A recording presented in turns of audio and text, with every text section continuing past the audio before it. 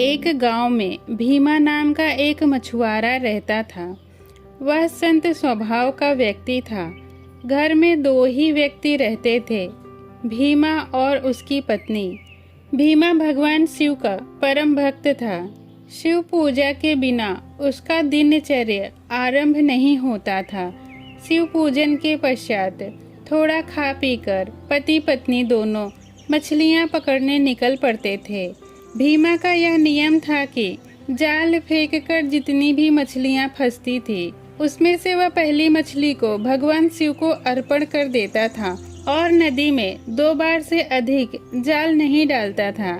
एक दिन भीमा और उसकी पत्नी नदी किनारे मछलियां पकड़ने गए। जाल को ठीक ठाक करके पानी में फेंक दिया।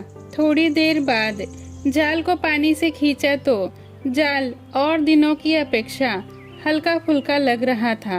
जाल को पानी से बाहर निकालकर देखा तो उसमें एक भी मछलियां नहीं थी, किंतु एक चमकती हुई वस्तु उछल रही थी।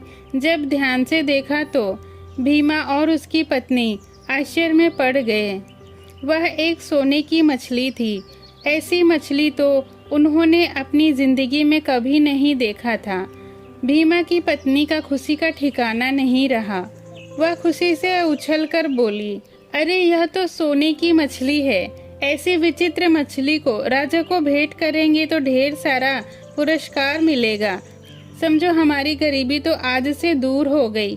लेकिन भीमा ने गंभीर स्वर में कहा, अरे नहीं पगली, यह मछली सोने की हो या हीरे की हो, यह हमारी कैसे हो सकती है। तू तो जानती है यह मेरा नियम है कि जाल की पहली मछली मैं भगवान शिव को अर्पित करता हूँ। यह कहकर भीमा ने सोने की मछली को शिव को अर्पण कर पानी में वापस छोड़ दिया। भीमा ने दूसरी बार जाल फेंका, लेकिन इस बार कोई भी मछली नहीं फंसी। दोनों खाली हाथ घर लौट पड़े। भीमा की निराश पत्नी ने गुस्सा जताते हुए कहा, देखो तुम्हारी मूर्खता के कारण आज हमें कुछ भी नहीं मिला। आज हमें भूखे ही सोना पड़ेगा। क्या पता भगवान शिव ने यह तुम्हारे लिए खास तौर पर भेजी हो। भीमा ने पत्नी को मनाते हुए कहा, अरे तू तो बेवजह ही परेशान हो रही है। जिसने पेट दिया है वह भोजन भी देगा, भूखे थोड़ी ही सुलाएगा। तू तो सोने को देखकर पागल सी हो गई।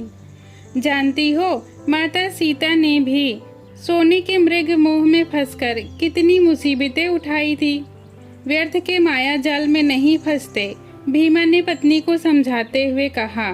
उस रात पति पत्नी ने कंदमूल खाकर भूख को शांत किया। अगले दिन पति पत्नी काम पर निकल पड़े। नदी के गहराई में जाल फेंका, लेकिन आज भी वही सोने की मछली जाल में फंस आई। भीमा ने अपने नियमानुसार सोने की मछली को शिव को अर्पित करते हुए जल में छोड़ दिया। मछली उछलती तैरती पानी में समा गई। दोबारा जाल फेंका पर कुछ हाथ नहीं लगा। पत्नी को आज भी गुस्सा आया, लेकिन उसने भीमा को कुछ नहीं कहा। आज रात भी दोनों ने फल खाकर भूख को शांत किया। अब तो हर दिन भीमा नदी में जाल डालता, सोने की मछली फंसती और वह उसे शिव को अर्पण कर देता। इसी तरह 5 दिन बीत गए। आमदनी ठप हो गई थी। दोनों ने अन्न का दाना तक नहीं चखा था, लेकिन भीमा हताश नहीं हुआ। उसने सुन रखा था कि भगवान भक्तों की परीक्षा लेता है। उसे पक्का यकीन हो गया था कि भगवान उसकी परीक्षा ले रहे हैं। नदी में एक भी मछली नहीं फंस रही है, यह सोचकर भीमा उस दिन नदी पर नहीं गया। वह कुछ ही दूरी पर एक बड़ा सरोवर में जाल फेंका तो वहां भी वही सोने की मछली जाल में फंस गई। भीमा ने मछली को शिव को अर्पण करते हुए सरोवर में छोड़ दिया। दूसरी बार जाल फेंका तो इस बार जाल बहुत भारी लग रहा था। पति पत्नी दोनों ने जाल खींचा तो उसमें इस बार सोने की मछली नहीं, किंतु शिव और पार्वती मुस्कुरा रहे थे।